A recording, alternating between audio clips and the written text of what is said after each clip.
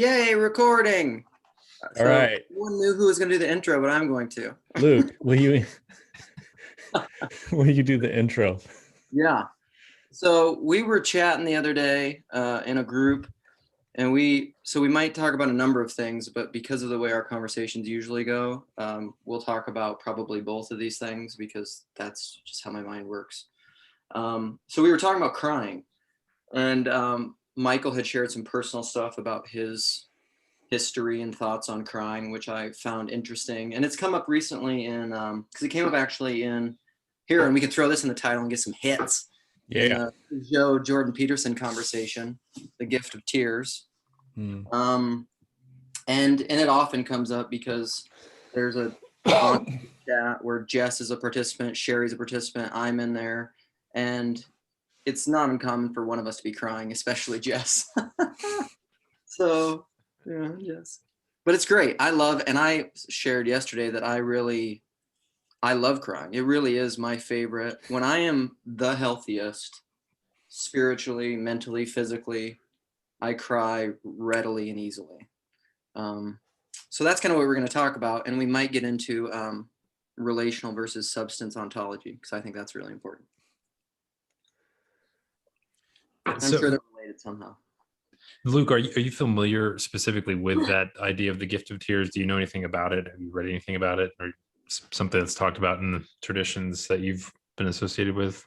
No, I'm not. I have not read anything in particular about it. I mean, I've heard of it a couple of times, but I've never taken a deep dive into it. There's some, I mean, it's within tons of Christian traditions and really old, because there's a Puritan, now that you mention that comes to mind back in my young, restless, and reformed days, when they they love to just talk about Puritans and read Puritans. But I'm trying to think of who. Thomas Watson, does that sound right? That wrote like a little essay on tears or something like that, where I could probably find it. I have it somewhere, where he talked about just like the crying man is a holy man, essentially. You know, that kind of an idea. The person who's ready to cry. What is the gift of tears? I don't know anything about it. Yeah, I always thought it had a more of a connection within the Orthodox tradition specifically, but I don't know of any historical figures that are specifically linked to it. So I don't have anything like in terms of framing it. I just have my own kind of weird experiences and kind of how I tried to make sense of them. This guy Thomas Watson, he's got something on the sweetness of tears. I just looked him up. Yeah, that's it. Can't believe I remembered his name. Unbelievable. So this is related. I was actually thinking about sharing this with you, because I think it would be really helpful for everyone. But I've been going through, I mention it often, this self-compassion workbook, which I don't know, a couple of psychologists wrote it, and I've been going through it with this local guy, and I don't know. Certain types of Christians may crap on that kind of stuff, but this is something else we've been talking about recently. It's kind of semantics. Like, you got to read through the different tribal languages and see the thing behind what they're talking about, because psychology, most modern psychology, comes out of, as far as I know it, like Ignatian teaching and spirituality in the Catholic Church. So, I mean, it all has its roots in Christianity. But this book on self-compassion is really, that's something we talk about a lot, is crying. And what's telling, and this is why I think you can tell you're getting it really meaningful. This is kind of what came up in our chat the other day. I think you can tell that you're at really deeply meaningful, true, core stuff when you cry. Because, I mean, unless you're like a sociopath, it's involuntary. And that's what happens with me. Like, when I'm going through this self-compassion workbook, it's amazing. I'll meet with him, and there's this, I mean, this is something I often talk about, but there's a lot of times where you can talk about these things really deeply, but you're still talking about them in a detached way. You're holding these ideas at arm's length, and you're talking about your childhood and your parents and these things that went on and why you have such a hard time with self-compassion. And I maybe shared with you guys the other day, like there's this practice of going through and kind of being mindful, but you can think of it as praying for a friend, you know, somebody you really care about, and you pray these prayers like, may you be happy, may you be at peace, may you find joy, and you just pray these kinds of things over and over for your friend. And then they have you like bring yourself into that. So like, may you and I be happy, may we be whatever. And then you try to pray it just for yourself. It's unbelievable how hard it is to do. It's just like, it's unbelievably hard. You're just like, I can't, nope, fuck me. No, you know, you're just like, I'll have compassion for that person, but to hell with me, you know? It's unbelievable. And then I've started, since going through this book, I've been thinking like, that's crazy. And there are moments, there's been 2 or 3 times where we've gotten together and we're talking about, the last time we got together was one of them. And when you're getting like, you just can't help but, when I was talking about this with him and how hard it is to have self-compassion, I just instantly start crying and sobbing. And I just know like there's something, I don't know what it is, but there's something like really deeply core to what my brokenness is in relation to that. And I cry when it gets slightly poked or prodded, you know.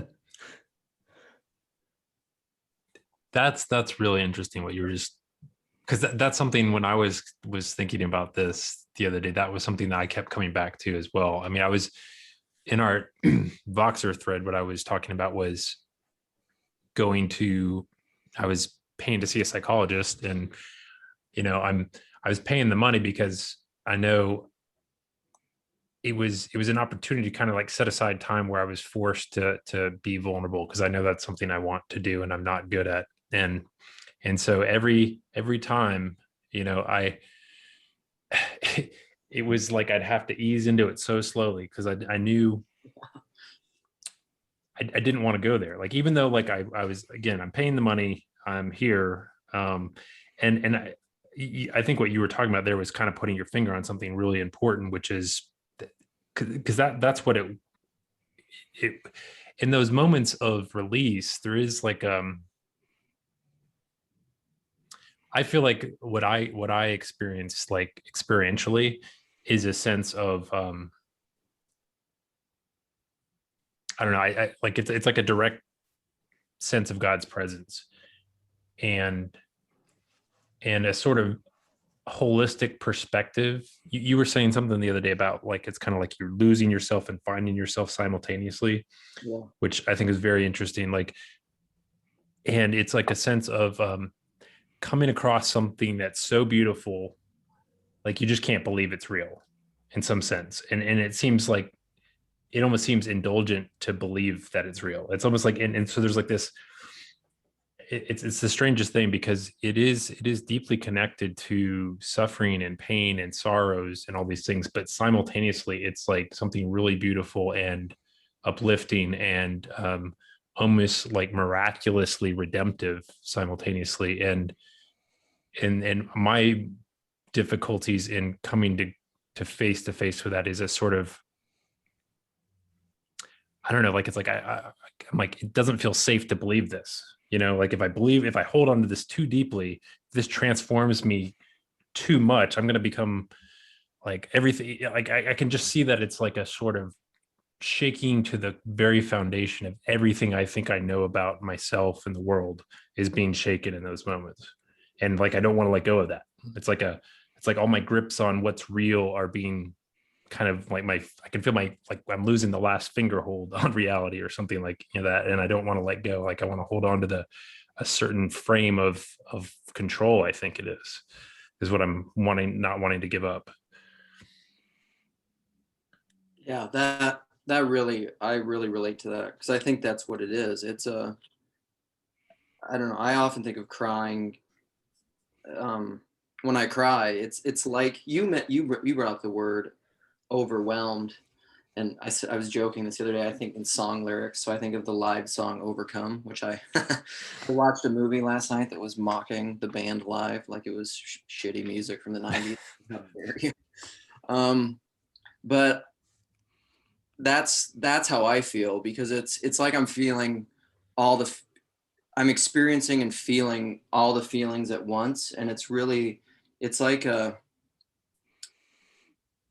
it's this liminal space where it's a full release, it's a full catharsis, it's a full letting go. I think that's really what it is, and because that's what it feels like in those moments where I cry, talking about the self-compassion. It's like if I could just, because it's almost like I have this egoic hold over myself, and like this judger that, I don't know, there's all sorts of voices. One of them is self-critical, some of them are stuff from my parents, a lot of it is to childhood woundedness that we all have to varying degrees. And it's just like, if I don't know, there's something so deeply connected to our brokenness that it's just like, if I let go of that judgment, if I don't hold that self over me, if I just, almost in a sense, it's kind of like, we talk about this way with God, but it's hard to do this way with ourselves, to just, because the book brings this up. Like, I'm gonna go grab the book because there's a quote, but if I love myself as I love my neighbor, then that whole practice of love, because it's so funny. You think of all these, this book is so good at that, because you'll go through all these steps of, or you guys, I'm sure, have this experience all the time with friends or in our group chat. If somebody shares something they're going through, or struggle with family or anything, you immediately have compassion on them. You immediately say, well, like, I can of course understand why you reacted that way, and this makes sense, and this, and you're giving just tons of compassion to someone else. But when you make mistakes yourself, you're just like, and like, what's so funny is I say this stuff to myself. Like, I'll swear my dad used to do this, and I'll just be like, "Oh, you bonehead, or you fucking idiot! What are you doing?" And there's this self-talk constantly that I have when I mess up, and you just can't. I don't know what it is, but if you could just, it's almost like if you could let go of that and forgive yourself and think of yourself the way God thinks of you. I don't know. It reminds me almost of Jess when we were talking about the prodigal son the other day and the older brother. Um, I don't know. It's like an older brother. It's like staying in the place of the older brother, whereas the younger brother, in all his flippant hedonism, went and left. But then finally, through his, just wild living, at some point, just out of a sheer desire for mercy and desperation, came back, and he found his father to be good and accepting. But yet the older brother was still just like sitting in this place of, he was there, but it was distance and judgment. And we do that with ourselves to an extent. I'm gonna go grab the book. I'll be right back. Yeah, I think that I mean, as far as crying, like I cry pretty easily, and I have ever since I was a little kid. Like, I was always in tears at some point or another, and and it was basically it was a reaction to being overwhelmed. Like, it could have been anxiety, it could be anger, it could have been frustration. Like, just anything that overwhelms me will bring me to tears. And it's the same thing about something beautiful. Like, if I see something beautiful or read something beautiful that strikes me, that I feel overwhelmed by it, I'll start crying. And like, I don't necessarily cry during movies. Like, I mean, ever since I had kids, I'll get a little weepy eyed, but before I had kids, I never cried during movies. So I'm not like a big crier when it comes to, like, at the end of The Notebook or something. Like, like like I won't shed a tear, but I'll kind of feel a lump in my throat or whatever. But if I'm talking about something, like you guys heard me talk about, I don't know, just stuff, and I'll just start getting a little bit, I'll start crying a little bit, just because, like, I'm just overcome with what I'm trying to say. And there's a sense in which, like, I can't control that. Like, it's but I feel this desire that I want to speak the truth, and I want to speak honestly. And so that's what happens when yeah, it's just interesting that when I speak as honest as I can, or about either myself or just about something like the book of Job or whatever, like, I'll become overwhelmed.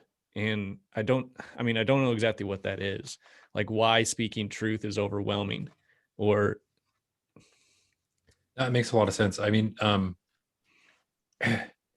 so I've kind of discovered this about myself where, I'm the amount of things that will make me cry now is like just bottom. Like there's just so many different things. Like it's just like, and it's so random, and I'm always so surprised by it. And I mean, it could be something really corny, like were you that saying the before other day I would. that you write down stuff that makes you cry? Yeah, like I for a while I was like I have like this long Evernote thing that's called like a catalog of things that made me cry. Like it's just like, and some of them like are just so corny.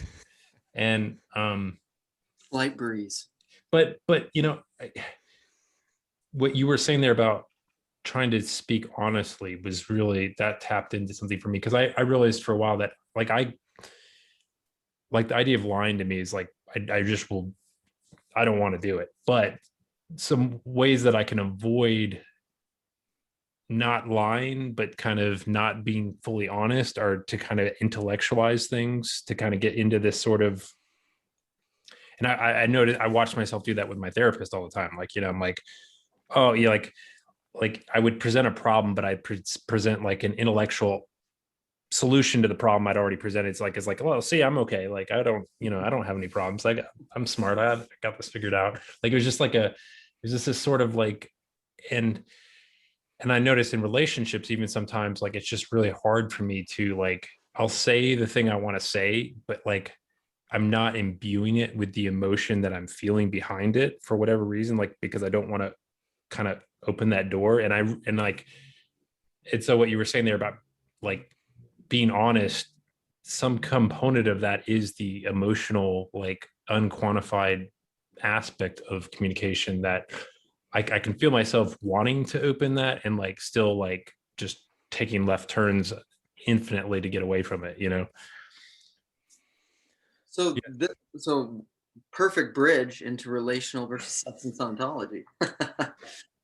I so what you guys are saying, I relate to completely, and I think what crying is it's a full honesty and a full vulnerability where you know I think we're saying things in the language that we're using in a Barfieldian way, where you're exposing what's really going on in a real way. You're afraid to open that door. We're afraid to let the walls come down. We're afraid to experience the fullness of what's going on, and we want to keep it at arm's length. You want to control it. You want to, if you keep it in the intellect, it's still at arm's length. It's still something that you can control and handle, because it's an idea, it's a concept. So that's information and content, to bring in what we've been talking about with McLuhan, that's been depersonalized. Your personhood is no longer attached to that, and you can talk about it as an intellectual concept, but it's not relational knowing. Yeah. Because And the relational knowing is full. It's real, it's subjective, but it's also transcendent. Yeah. I mean, yeah, I can be like very deeply honest, but if I'm intellectualizing it like I can remain safe from the emotional like feeling behind it. 100%, which is this. So, God, this is a great conversation, because this gets at all of that's egoic intellect. That's what it is. If you're sitting there talking about God and theology and doctrine, whatever, in a way that's just in your intellect, you're you're playing with depersonalized content and facts and information, which is fundamentally the exact same worldview as, see, this is what's funny, as Sam Harris or Ben Shapiro, facts don't care about your feelings. Your feelings and your emotion are part of your complete knowing.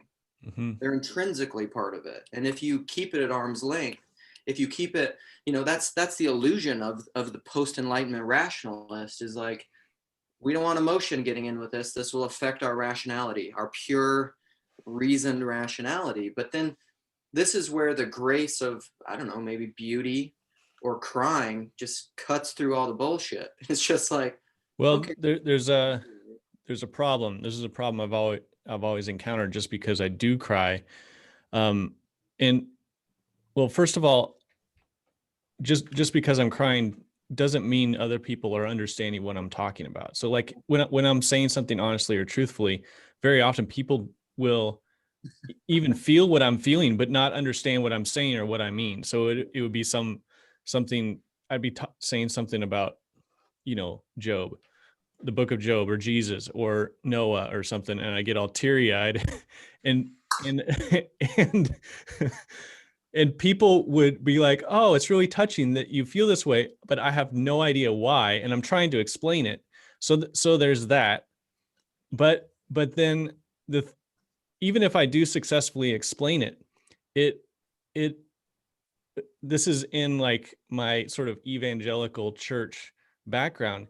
It gets framed as inspirational or something that was like testimony or something personal that you shared, and thank you for sharing that, and we'll deal with the theological issues over here. We won't let your deep, so like I'll have like a deep sense about something, like it could even be theological or whatever, and because I got emotional about it, like people may take it seriously, but they may not, because I got emotional about it. And so it gets sort of categorizes, oh, that was nice, that was Yeah. inspiration, that was something else other than, and for me, like theology has always been, it's always been deeply personal. Oh yeah. So do you think, so essentially what you're talking about, tell me if I'm hearing you right, that's the subjective objective divide. Because you Yeah, get absolutely. it gets divorced from objectivity. So there's Yeah. like, oh, that's cute. Or Jess really loves the Bible. Yeah, exactly. Wasn't that nice? You're like, This reminds me of something Nate has been saying a lot lately in terms of talking about how modernity and postmodernity are obsessed with avoiding deception, right? And so, yeah, this emotional content is seen as dangerous because it's playing by a completely different set of rules from all that, rationality and the things that we can explicitly point to and bring into like articulated speech. And so there's like a yeah, so there's a sense in that like and this has made its way into the church, what you were just describing, where you're like, okay, well, this emotional content, that's something personal to Jess. It doesn't reflect on this larger whole in a meaningful way. Like there's not a connection here. And I've kind of had that same approach too, because like, I mean, I grew up in a Pentecostal tradition where like I feel like it was kind of encouraged to get really emotional about things. And I had experiences of that environment, but then was like, well, did I just kind of make myself believe this? Or like, it felt like I, I started, I got to a point where I kind of tried to discard that altogether because of how it was framed there. But I would say most churches go the other direction, where they're very modernist and like they're like, okay, you have your emotional experience, but that's about you. It's not really connected to the Holy Spirit or anything. That's really it's about, you probably had a bad day, or you didn't eat enough and had low blood sugar or something, like that kind of thing. Like it's like there's like a materialist explanation, yeah. right, for Well, why. those things happen, and like just because I feel like something's meaningful doesn't necessarily mean something's true. And so there is a warranted skepticism Mhm. towards someone being emotional, but then there's also like, well, you know, because even there'll be times when I'm not even saying the correct words to match what I'm feeling, and so but no one has the intuition to like prod me a little bit and be like, is it really because of this? And so um or maybe just encourage. Yep, yeah, I don't know it, because emotionality doesn't mean necessarily that what you're saying is true, but it is sort of along the lines of Peterson, where like, follow what is meaningful, do what's meaningful, and that for me has always been kind of like a signpost along the way. Like it's not always 100% accurate, but if I know when I'm about to say something meaningful, because I can feel it like welling up in my chest, like it's a bodily sensation. So, like it's frustrating when that's not taken seriously as a theological argument necessarily.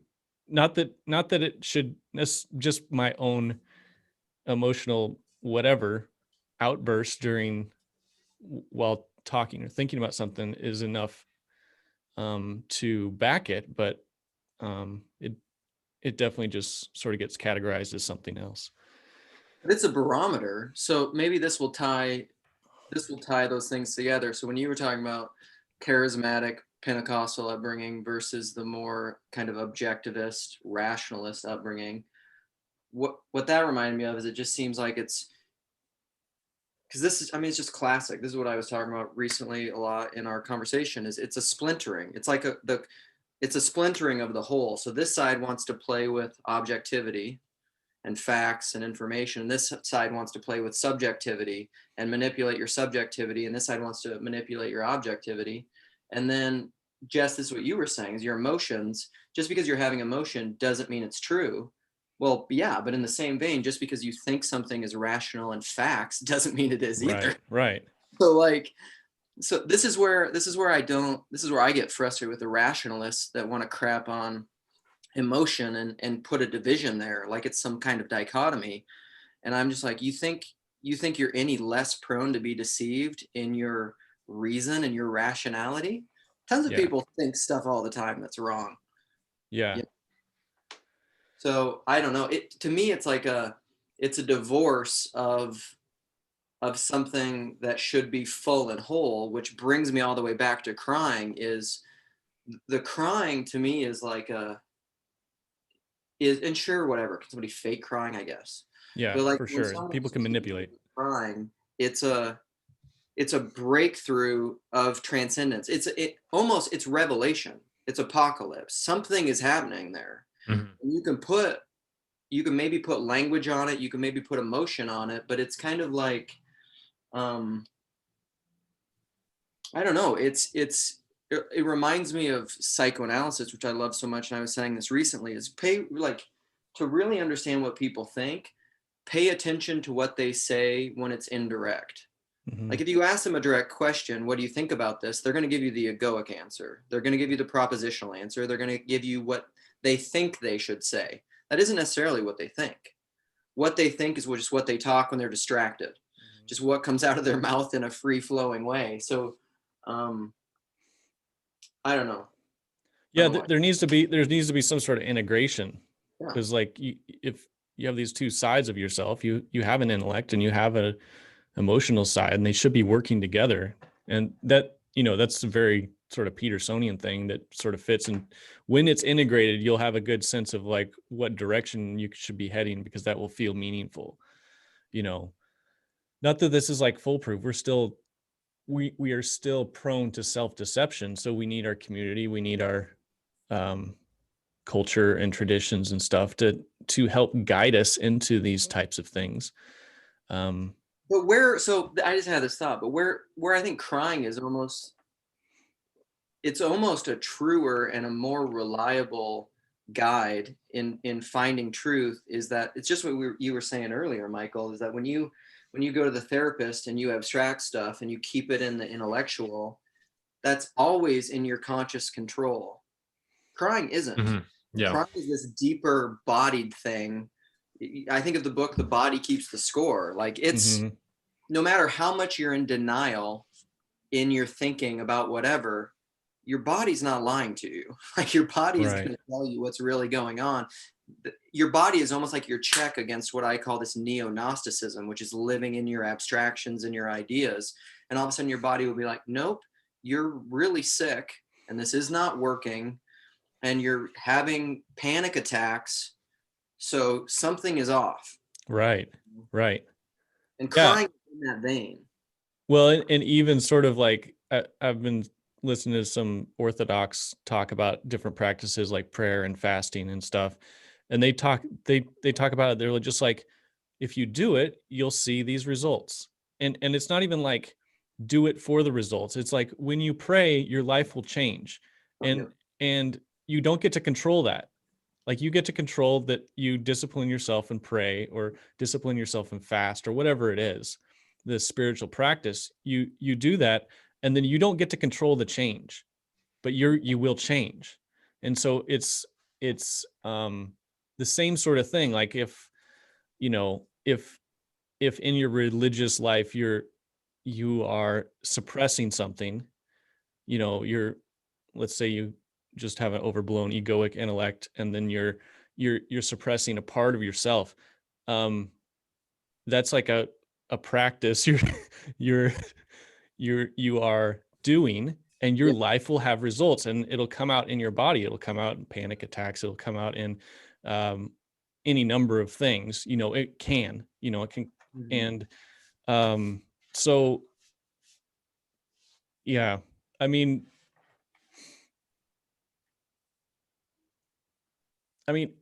it seems like we don't trust ourselves anymore. Yeah.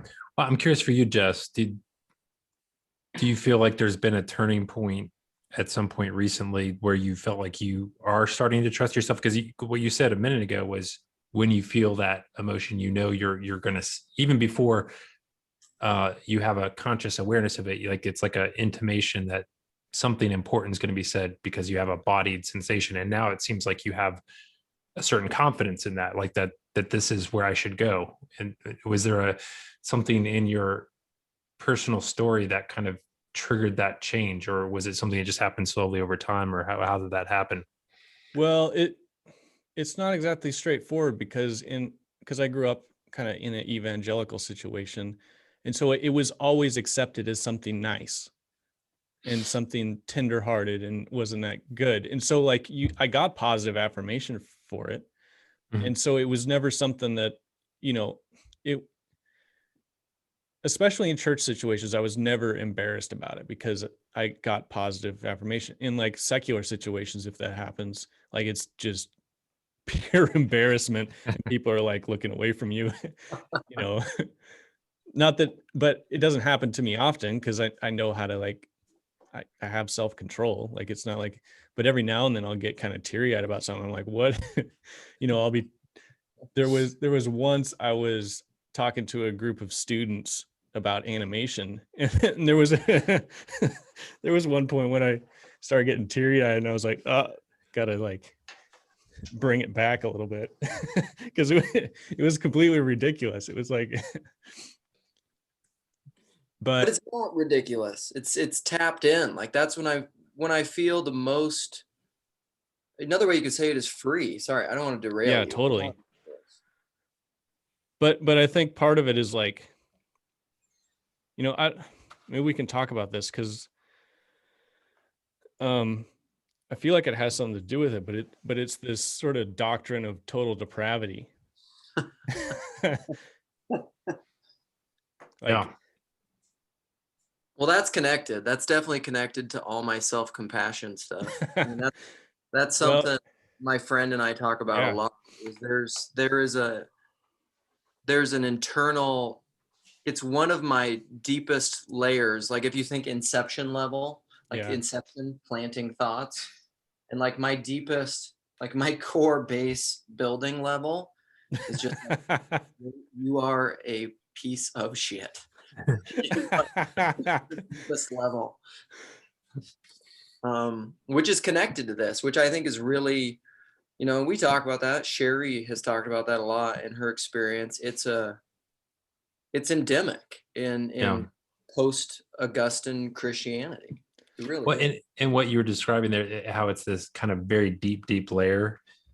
Um, I think what part of what you're also saying, but not saying explicitly, is there's some part of you that believes you it's fundamental to being a good person is to have that opinion of yourself, right? Yeah. Like if you were to let go of that, it would like be like, oh man, you just, you know, all the walls and organization of what it means to be moral and good would just suddenly just like go.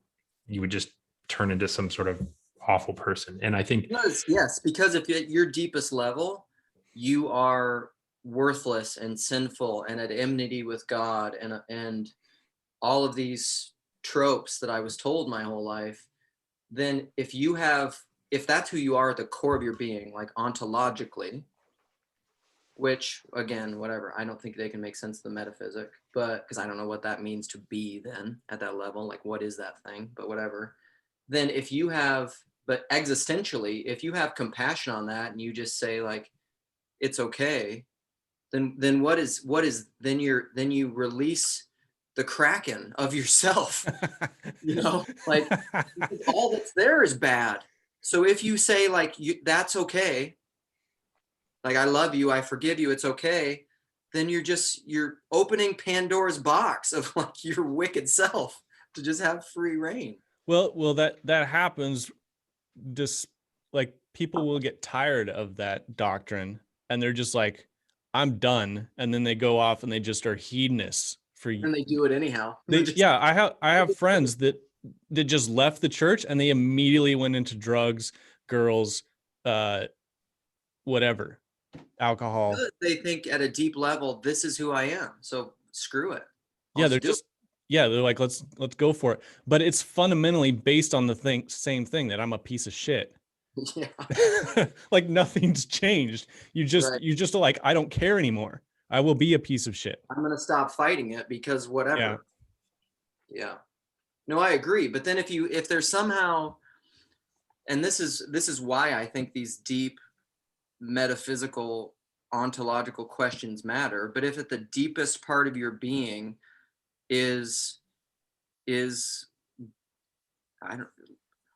we talk about this on the thing, like, and I mispronounce it all the time, but like Logi, in him we live and move and have our being. There is no being apart from God. This is what I was trying to talk with Michael and Cal about. Like, what is this totally depraved, worthless, willing agent thing that has that is just all bad, that how does it have existence? What is the basis of its existence? In what? And how did it get to be that way? Right. Yeah. There's no answers for those things. But regardless, that narrative has deeply colonized all of us because we're embarrassed to cry. Yeah, that's definitely part of it. But I mean, Vervaeke does such a good job. John Vervaeke in his video about Luther does an amazing job of talking about how total depravity, just leads to sort of individualistic narcissism, and then it also leads to what was it? Well, the result is something about self-regard, right? Yeah, you need to have, basically the only thing that we have, like, we're totally depraved, and so there's nothing good in us. The only thing we have is that God loves us, and so that but why? Yeah, and then it's nothing about us. It's just because of him. It just shows his goodness, and so now we have unearned positive regard, and so this is the winning the lottery essentially. But it does. But then you have to go. You can't ever know if you actually have won the lottery, so you have to go look for producing evidence that you have. Right, and so you're constantly trying to be special. All of that is still just, saying, let's just assume this is all truthful. But like, why would, number one, what is this thing that exists outside of God that is worthless? Everything about it is bad. And whatever, granted, like Reformed people will listen to this and they'll talk about common grace and they'll talk about I get it. Like, you're trying to buttress up the house of cards. They won't cry when talking about it. No, but I mean, listen, I understand relatively well. I mean, somewhat, whatever. I'll talk to a Reformed person about it. Common grace, I think, Paul brings this up. I think common grace, I don't like it. It's dumb. It's just like something you need to make your systematic house of cards work.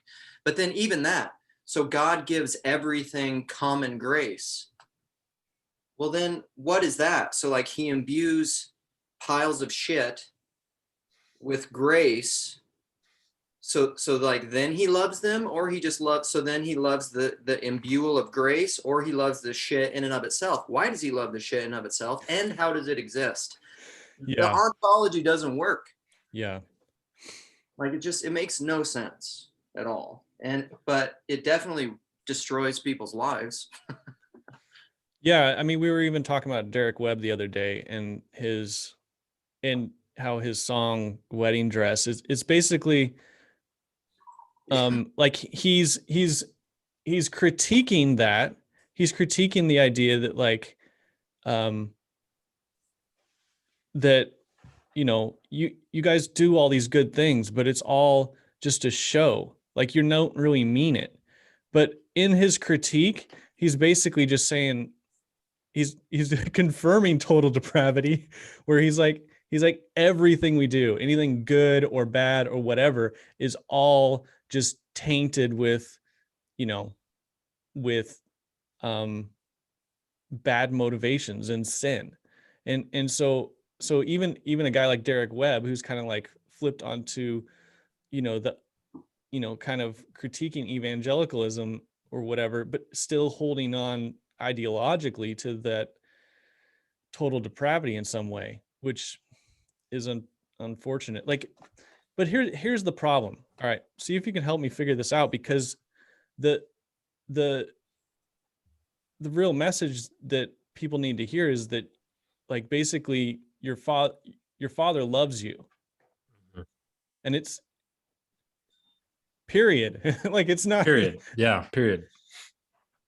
But and people will bring in, this is the problem with, again, I mean, so we're talking about it personally within like going to a therapist and keeping things at arm's length intellectually. People will then do this theologically, and they'll be like, your father loves you. Well, who are God's children? Well, that's the right. But here's the problem is like, all right, so you are beautiful, but the only person saying that is freaking Christina Aguilera. And the previous song on the album is called Dirty. And so you have the only person saying it are basically like it's the people who stopped caring that they're pieces of shit. They haven't fundamentally like discovered that they're beautiful. Like, they're saying, no, we're beautiful, but down deep they're still like acting like they're pieces of shit. And so like that's okay. That's where they've gotten. They're kind of like the people who've deconstructed, and they're just like, right. yes, I'm dirty, but I'm beautiful. Dirty, beautiful. Right. We're all beautiful in our own way. It doesn't matter what people say, and so like it's fundamentally still in the same trap. Like, you still don't know that your father loves you. Like, you're either the prodigal or the older brother. There's no other choices. You're either just like, I don't care about my father anymore. I'm just going to go do what I want, and I'm going to spend my inheritance, which is my life. I'm going to do whatever it is. Or you're the older brother, where you're like, I'm just going to keep my nose to the grindstone and just carry it out, and I'm going to get resentful about God. And because fundamentally the older brother thinks his father's a hard man. Yeah. It's the same with the guys with the buried talents. He's like, I'm going to bury this because you're not a good guy. Yep. Rather than taking risks and growing and moving out. And I think a lot of this comes down fundamentally to, and I don't think this is so much worldview, because again, that's an abstraction, but do you believe at the core of your being that you are created, and not only created in like a past sense, but continually being created as an image of God that reflects God, that's intrinsic to what it means to be a human being, and that you are a child of God because anything that has being, rocks, they have being, they're being. Mm-hmm. Anything that has being is sustained and created and is somehow reflecting God. Like, that's like a base core belief for me, core intellectual propositional assent, I guess I would say. But then then you believe, well, God loves everything that has his reflection in it because it's good. That's what it's participating in God to some degree. However, if you take total depravity this way, that like there is brokenness, there is there is some shadow has entered the full of light of creation. And so there's brokenness in everything, and everything is in there's some degree of discord and disunity with the fullness who God is. And so God in the grand narrative is reconciling everything to himself, including all human beings, all people. Or do you have this dualistic, deistic framework that says there's good things and there's bad things that are both eternal? These are the bad things, these are the good things. But then I would argue that that's fundamentally that's not Christian. It's not Trinitarian. You can't make sense of the metaphysic. It's dualistic deism. But whatever, that's all abstraction. But the reality is that I don't act as if that way, because I still have these deep-seated Yeah, me too. things that keep me divorced from fully living into and participating in that reality, you know? When we were talking about universalism the other day, you know, Dave and Nate were talking about this sort of, you know, yes, I can believe that everyone will be saved except me. And I think it's that same thing, because there's somehow it's somehow become a sort of deeply internalized idea of our own depravity, which again, I think it's very deeply connected. That's why I think, you know, you couldn't have modernism without the Protestant Reformation. Like the two of those things are just, they're synonymously moving together. And you'd say, like, you could almost see like the theological movements had to happen before these other movements could take place. And it is deep. It is deep in there. And you know, when I had my kind of, like, you know, because I probably most of my adult life, I would say I can't think of times that I cried. Like, I mean, it just wasn't a part of, like, I'm sure I had the emotions, but I just was very good at ignoring them and pretending that I didn't. And so in this certain phase of my life, you know, where everything kind of started falling apart, is when I started having these episodes where I just kind of couldn't deal with it any longer. And part of it, like, there was a point where I was actually taking some medication that kind of like had some like profound mental effects on me, that really kind of just opened the floodgates. But and so then I went through it for a period of like 6, 7, 8 months or so, where I was just like trying actively to avoid it, because I'm like, I don't want to look into this experience. I know what's happening. My life's a mess, right? So, and why do I want to like dig into that more? That's just gonna make me feel sorry for myself. I'm just gonna feel worse about myself. My best bet is just, you know, get off your butt, do things that make you feel good, and, you know, be positive, move forward, those sorts of things. And I can remember when I actually decided, well, I'm actually going to look into this and pay attention to it. I was really shocked that the emotions that I was experiencing weren't wrapped up in myself at all. I mean, they were to some extent, but it was for me, it was undeniably connected to a much larger reality than myself. And I remember, for me, that was like moments where I was like, I can't really deny that there's this sort of spirituality has some real experiential reality to it, because the ideas, the concepts, the things I was kind of seeing kind of in a sort of mental landscape was like, I'm like, these aren't things that I could have produced. Like this is like, this isn't something that could have leapt out of my imagination. This isn't like something I have the capacity to produce. So like I was sort of faced with the fact that I was participating in some larger reality. So that, when we were talking about, you know, the substance versus relational ontology or metaphysics, like I came face to face with the fact that like I'm connected to something way larger than myself, and it's inside me, but it's not me, you know, like, and the two are related, like, and I, you know, this is why I became so obsessed too about like the idea of whether God's able to experience emotion or not, and the passability of God, because it became clear to me in those moments I wasn't experiencing my own emotions. I was experiencing, like, I felt to me like I was getting small little taste of how God saw the world. and how he experienced these realities. I was like, whoa, this isn't my emotions about anything. This is much bigger than me, you know? Hmm. I mean, I could see like if even seeing God's something like glimmer of what God sees, like would just be so overwhelming. Like couldn't imagine it feeling, I couldn't imagine it being anything different than feeling emotion. Like it seems like that's just should be logically the case. Like, what are you gonna do? Like have a lot of really great ideas as soon as no, it's like seems like it'll just be you'll just react. Well, I mean, so not to derail this. I mean, Michael, you and I have talked about this some. I think this gets into like really um, somewhat esoteric Trinitarian stuff because I do think God is impassible, and part of this gets into what we were talking about in the thread too the other day because God doesn't have a body. Part of having emotion is being bodied, The and Father God the doesn't. Father doesn't have a body. I mean, he's pure spirit, and so I would say, you could probably say the Son has emotion. I think that's fine to say.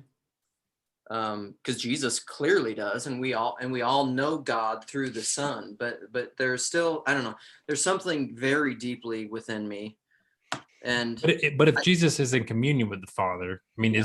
are there things that like Jesus has access to that aren't accessible to the Father?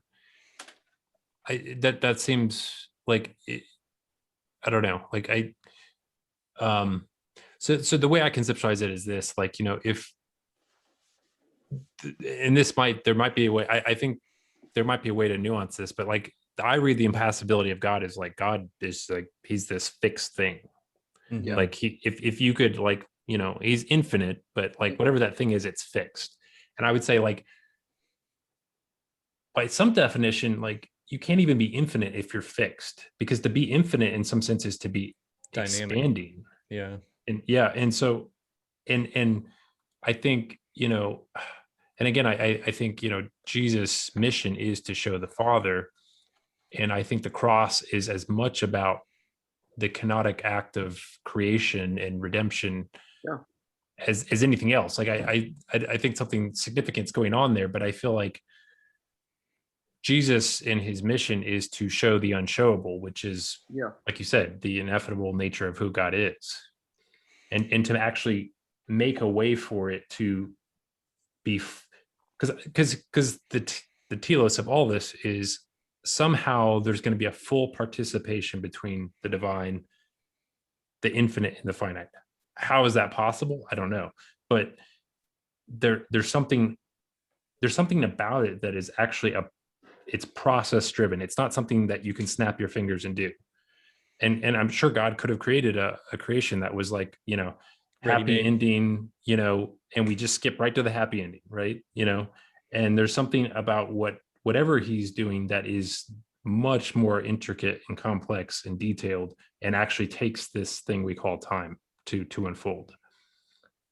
Yeah, I can't do that. I don't know. I think Cal and I have had conversations about this, but I don't, and I think I've never been comfortable with saying that God could have created a different universe. I'm just like, God's perfect, so he created this one, so that's all he could do. Because God can only do what's perfect, so he's Yeah. bound by perfection.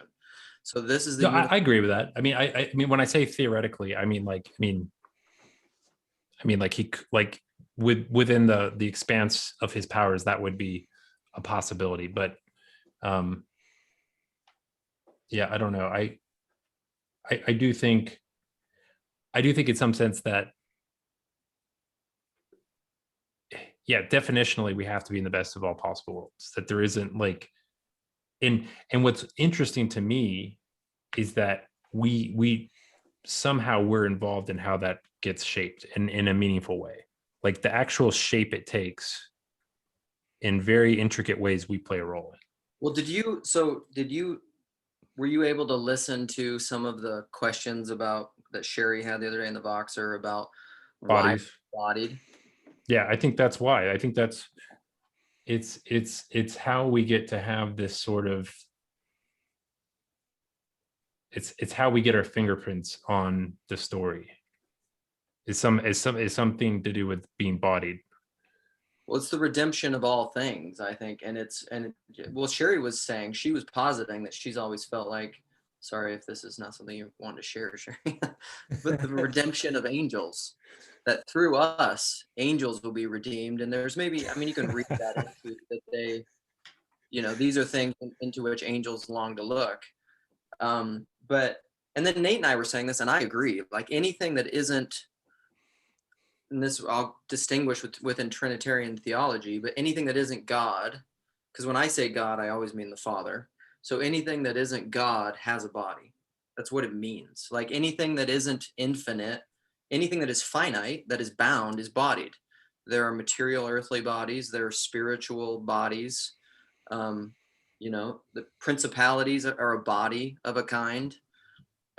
It's any boundedness is to have a body. So anything that isn't God the Father is bodied. God is the only thing that does not have a body. And so part of what is going on in our body, our necessary bodiedness, is that we are bringing things were made. I mean, the Bible talks about this, like Jesus made a little while lower than the angels. So there is kind of like in Neoplatonism, even this cascade or this hierarchy of creation, and there are these levels within things. And so Jesus, who was at the highest, the Son of God, he in the incarnation, he was made lowest, and then through the incarnation, he went even lower, all the way to death, and washing the disciples' feet, all that stuff. And then he's elevated to the highest place at the right hand of the Father. And then we, in following him as his body, because now we are his body, we are following him into the fullness of what that means, that God may be all in all. I mean, it's a high priestly prayer, but in doing that, we're redeeming everything, all of angels, rocks, trees, just like Dutch elm disease, all of it, Yeah. It's interesting how this sort of just cascades through a lot of our theological ideas, from the Trinity, the relationship of the Trinity, all the way to like, what really happened in the garden, we've talked about before, that there's no plan B. It was always plan A, that Christ was going to die. Like, and, how do we, I guess, I don't know, like, it seems like it involves, I posted that song in the Vox, that Dawes song, A Little Bit of Everything. And like, I feel like this is like it's just like a little bit of everything that we're trying to like talk about. Um and you know what am I don't know. This is iconic vision to me. This is why all the time, like when Nathan Ormond made fun of me because I said it's deeper than ideas, it is, because it's deeper than your abstractions.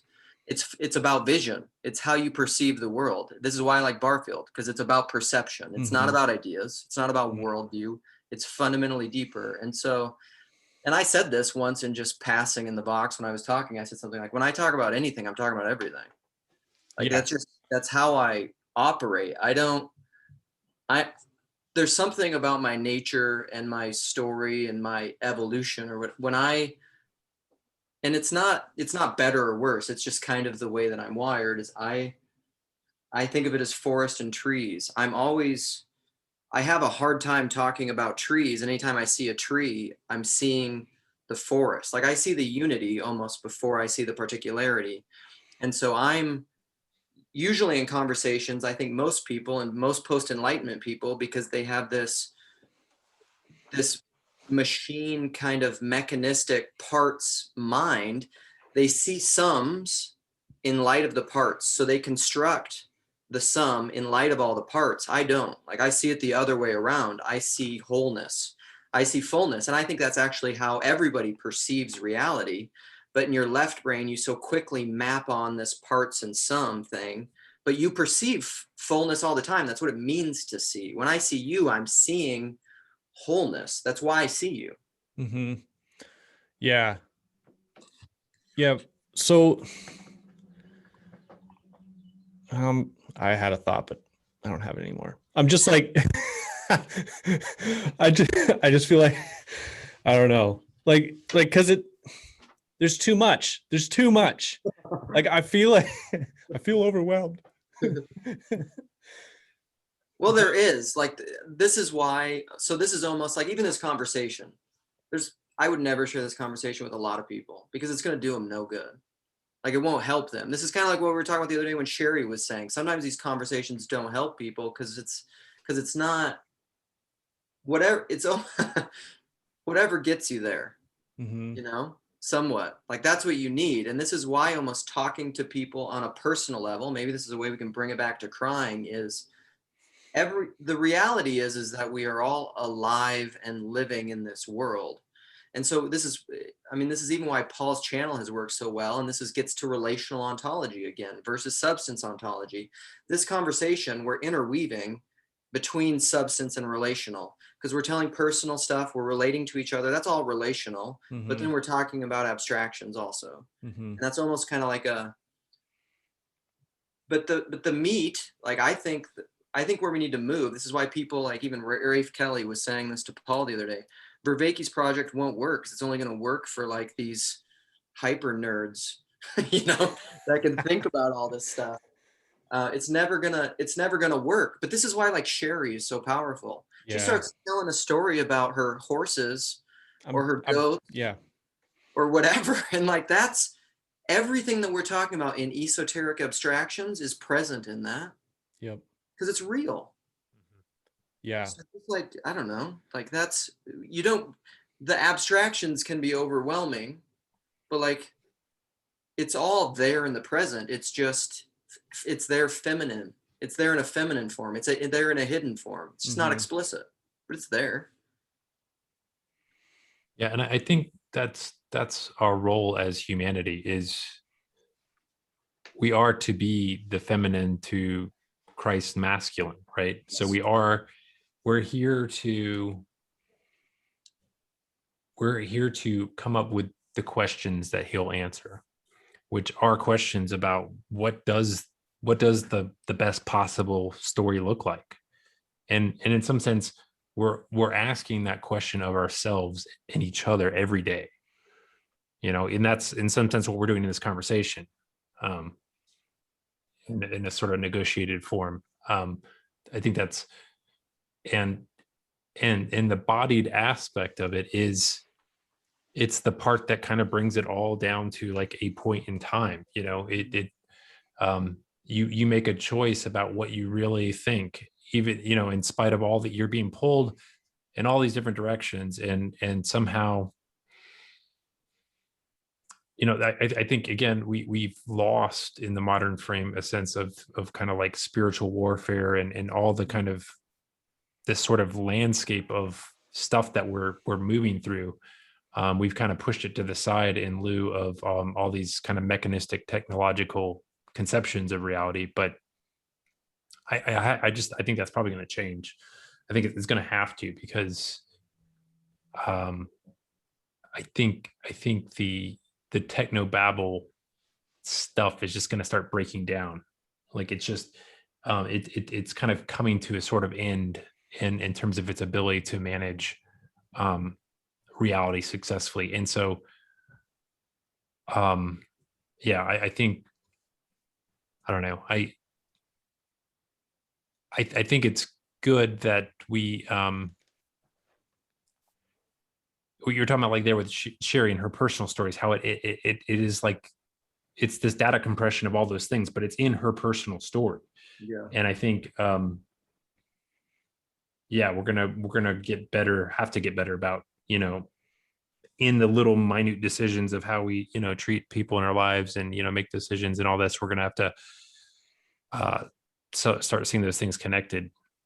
Whereas I think we're like, even in this conversation, like I can feel like I want to go deeper into the personal stuff, but it's like if we were doing that, we'd probably all be just crying. So we're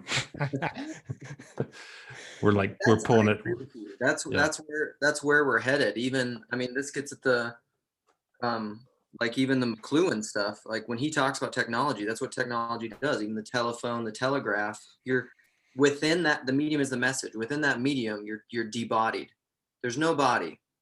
So you're passing information without a body, which has led us here. But then what I find fascinating is what is bringing about this hashtag Venarmani mystical age and like this whole meaning crisis in Jordan Peterson is YouTube and face-to-face live conversations, which isn't just completely depersonalized phonetic English language on a page, talking heads blogging back and forth, which is completely debodied communication. This is closer to body. This is spirited breath. It's our words that still have the breath attached. You can see me, we can see you. Like it's a step back toward bodiedness, bodied communication, which I think is huge. And another step in that direction is not doing it merely talking about ideas, because again, you can manipulate that and hold it at arm's length. It's talking about stories. Like that's what we need to start doing on Rando's channel, is just talking about stories of crime until we can just have real life conversations. Yeah, I feel like so much of this just comes down to like it's interesting that, at least for me, like the question of like, can I trust myself also echoes, can I trust God? Because Yep. this is why the total depravity thing is such like a kick in the kick in the gut, because in some ways it just forces you to be an older brother and forces you to just, I'm not going to ask anything, I'm not going to do anything, you just tell me what to do and I'll be there and I'll do my thing. And we all know that this leads to like resentment and stuff. And when we were talking about this with Sherry, like Sherry brought up just such an amazing point. I think about it often, was so often when people would come up to Jesus would say, "What do you want?" And then they would say it and he would heal them or cast out the demon or whatever it was, or raise their daughter from the dead. He's just like, "What do you want?" And Rob and Aladdin, poof, what do you need? Poof, what do you need? Poof. Yeah, I think it's such an important question, because then you have to think about what you want. and you don't get to be like, okay, what would God want me to want? No, he's like literally like, no, what do you want? What do you Yeah, it's just the whole Protestant work ethic and just grind, and the gospel of just try harder. But then Jesus is just like, what do you want? I don't know what I want. I'm a piece of shit. I've just been doing I don't know. I know. I'll just do what you tell me to. He's like, no. Because really what that is, so this is an idea that we've talked about a lot. What that is just like, that's identitarianism. That's just you don't even exist. You're just, because, and actually that's not even Trinitarian, because you need unity and you need multiplicity. What is the multiplicity on that view? All there is Christ as equivalence. Well, Christ isn't even the Father as equivalence. You've denied Trinitarian theology. So what are you? You have to be mystically in Christ. You are united with Christ. You are not exactly Christ. Mm-mm. So like, what do you want? Who are you? You have to know that before you can even obey him, because otherwise you're just trying to be a drone. You're just trying to be a replica. Yeah. And you like, even in the story of Peter, like Peter's so zealous and so like determined. And I think about like when he's when Jesus is going to his trial and stuff, and Peter's like hanging around trying to see what's going on. And just before that, Christ was like, "Are you willing to go through what I go through?" He's like, "I'll die for you." He's like, "No, before the cock crows, you're going to deny me 3 times. So Peter already has in his mind, he's like, "All right, I got to follow Christ. I got to follow Christ." And so like, this is my interpretation of the story, is like Peter is literally trying to stay close by Christ and follow him as he goes from place to place. Because if he gets into an argument with this slave girl or whatever, and then he gets pulled to the side or whatever, he won't be able to follow Christ. He's got to be like, no, I don't know who he is, whatever.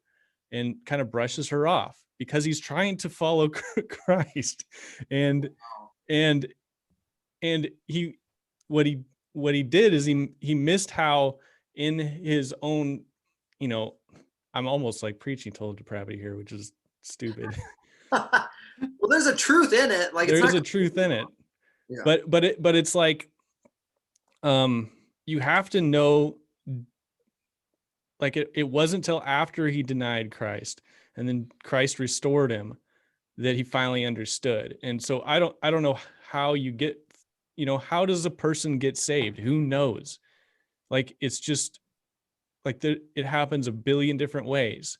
And so how does someone discover this, that they're loved? Because everyone's trying to do their own thing, and they're caught in a million different traps, and even with the best intentions. And so it's there's no way to like logically produce an argument to get them out of that. There's no way to even tell a good story with emotion to get them out of that. You've got to like embody it and live through it. So, number one, Jess, that interpretation of Peter's denials and what he was saying to the servant girl is awesome. I've never heard that before. I like it. I've never heard it before either. Well, it's great because it's like, well, how did it actually happen that Jesus tells him you're going to do this, and then he does it 3 times before he realizes, hey, I did it. He had to be laser focused on something that was distracting him, obviously. It seems unrealistic, but then that reminded me, because I was going to bring this up earlier, but what you just said is like, how do you get there? And so what that made me think of is following Christ in the U-shaped journey. Go all the way down, die. Mm-hmm. Like, that's how you get there. And then it reminded me of this quote from my self-compassion workbook. So, I like that cover. Isn't it? That's nice. Thank you. The little pathway down to the beach. Yeah, that's where you have self-compassion. So a disciple asked the rabbi, why does Torah tell us to, quote, place these words upon our hearts, end quote? Why does it not tell us to place these holy words in our hearts? The rabbi answers, it is because as we are, our hearts are closed, and we cannot place the holy words in our hearts. So we place them on the top of our hearts, and there they stay until one day the heart breaks and the words fall in. I just think that's beautiful. True. Yeah, I mean, that almost made me cry. Just reading it right here. I think that's really there. I think this is the truth that John Bayer points at so much, and it's intrinsic to Christian theology, I think, but yet we're in this constant denial. Is how do you get there? How are you saved? You die. Yeah, you all the way down. You break fully. You embrace all the pain, all the suffering, and you fully die. And then in that, you find it's like crying. It's when you fully lose yourself and you find yourself. If you want to save your life, lose it. Mm-hmm. It's like the rich young ruler, because he comes to Christ and he says, what must I do to inherit eternal life? And he's like, well, you have to sell everything and come follow me. Like, and his whole identity was being rich and a ruler. And he's like, if you want to have eternal life, learn to die. That's how you have eternal life, is you die, because the pattern of the universe is die and resurrect. The pattern isn't just die. So it's like a lot of this is like in a fear of, it's just a fear of death. Like if you're afraid of death, then you'll never have eternal life. Like, it's almost a fear of death. I think more fundamentally, I think what that means is it's a fear of a loss of control. Yeah, it's absolutely that. Agency. It's a fear of because like when you die, because even that, like you can't even, this is something I love to say, is you can't even use a Christian hope in the resurrection as like some kind of transactional, abstracted mammon kind of thing to safeguard yourself from death. Because guess what's going to happen when you die? That doesn't exist anymore. Mm-hmm. So Yeah. like you no matter what. So there was a church father when some time long ago, they were arguing about whether babies went to heaven or not, like when they died. And he's like, well, the death is their baptism, so of course they're in heaven. It's like it's like all the same pattern. This is one of the reasons I'm kind of partial towards a universalist interpretation, because I think death is the mercy that is the everybody dies. Yep. Everybody dies, and it's intentional. It's an intentional constricting of what we're doing, and making sure that everybody goes through that narrow gate is one way you could look at that. And you can't but help follow Christ. I love that.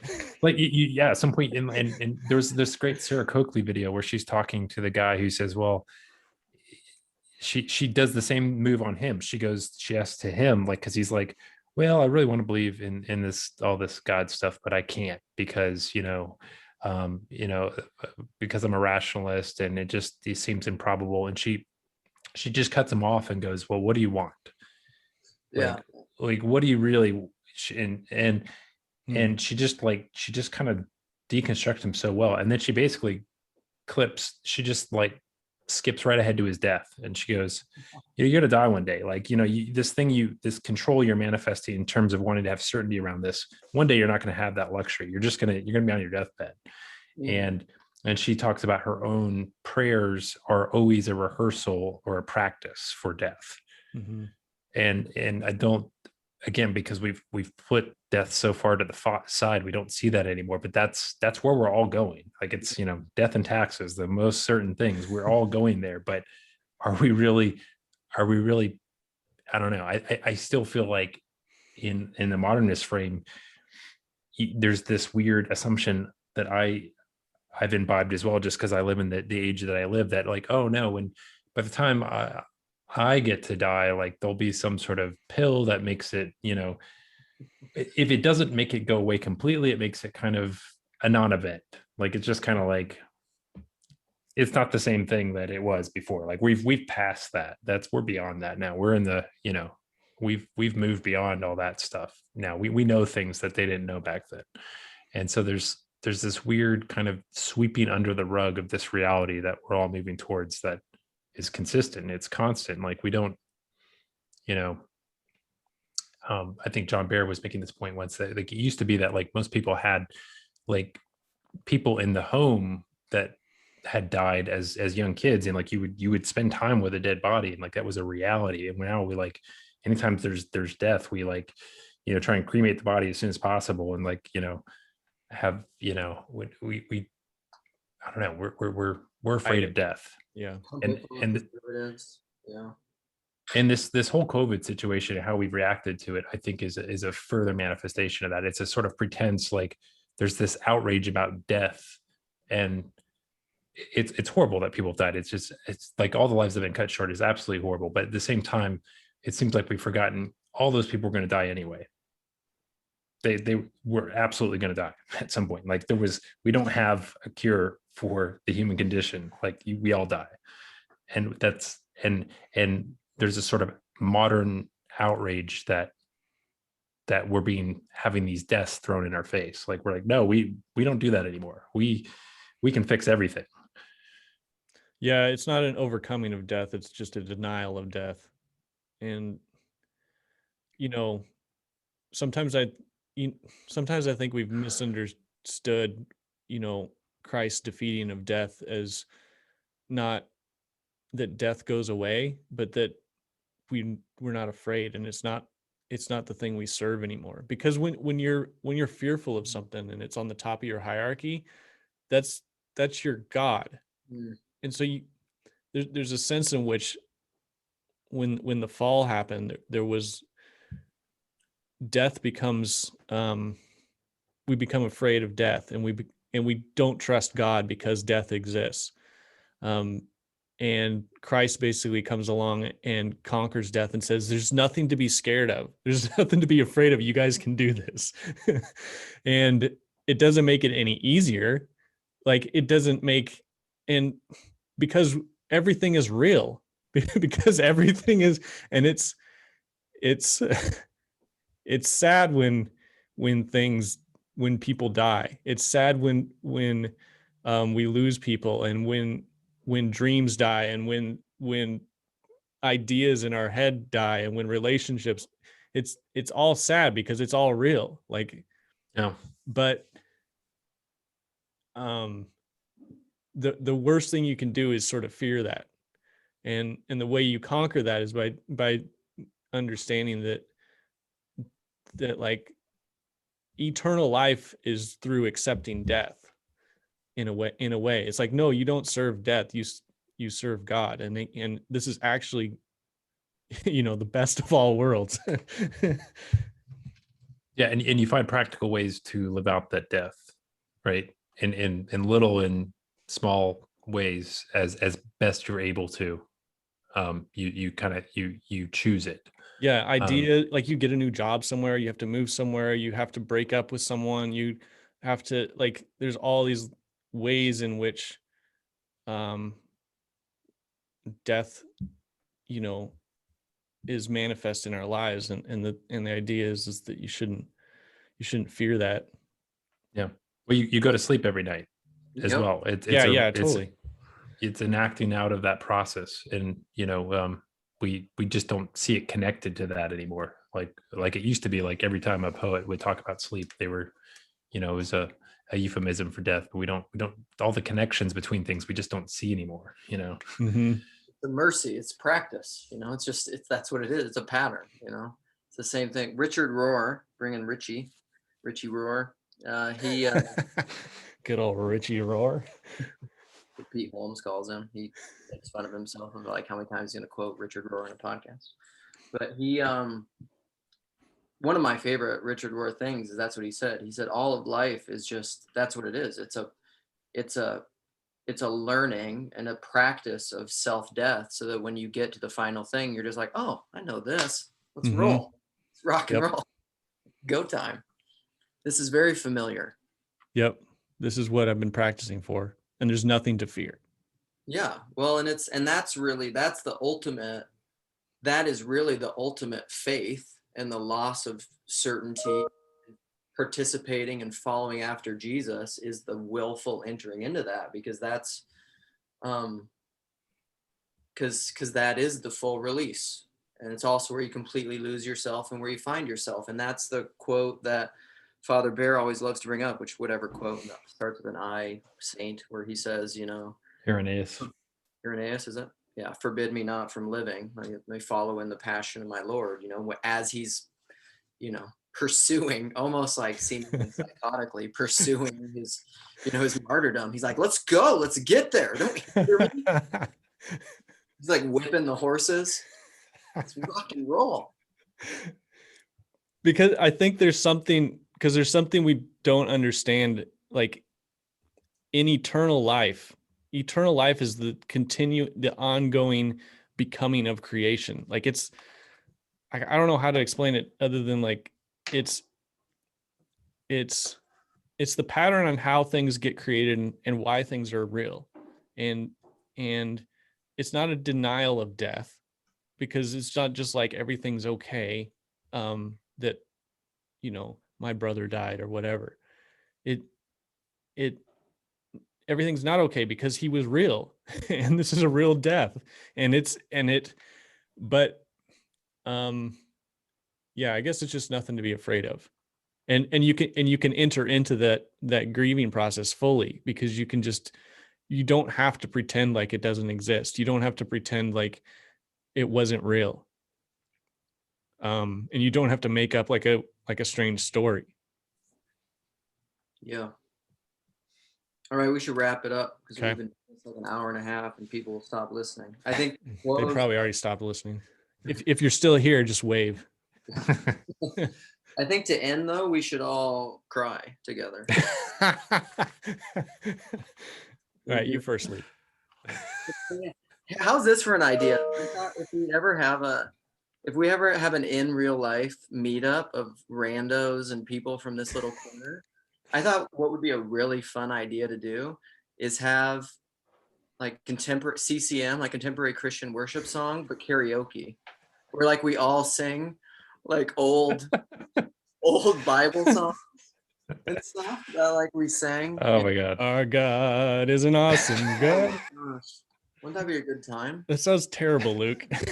No, but we'll all be drinking and stuff too. Oh, you left that part out. I forgot we were drinking. Well, that's. I thought that was just assumed. I just feel like it would be so much fun. Sometimes, every once in a while, one of those will come to mind, and I'll just be like hanging out with my wife or something, and I'll just start singing it really loudly, and it's fun. It's really fun. That sounds appropriate. I think we should just hug each other and tell each other it's going to be okay until we break down in tears. We could do that too. That would be. Just be like, it's going to be all right. It's not your fault. It's not your fault, Luke. It's Goodwill Hunting. That's why it's such a powerful scene. It's true. I know. It was the All joke. right. Cut it off. All right. Adios.